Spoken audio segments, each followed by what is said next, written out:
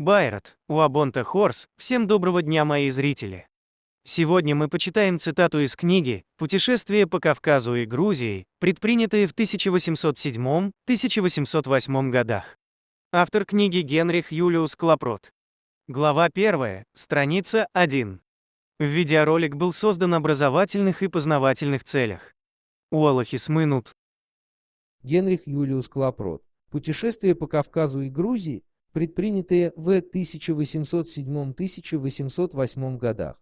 Об осетинах. К наиболее замечательным народам, населяющим Кавказ, принадлежат осетины, которые живут как раз в центре гор, по обеим сторонам горного снежного хребта. По своему языку и чертам лица они отличаются от других народов Кавказа, хотя и схожи с ними по своим грубым нравам и склонности к грабежам. О том, что я считаю осетин остатками сарматов древности, алан и асов средних веков, я уже писал в первой части этого путешествия в главе «Кавказские наречия»,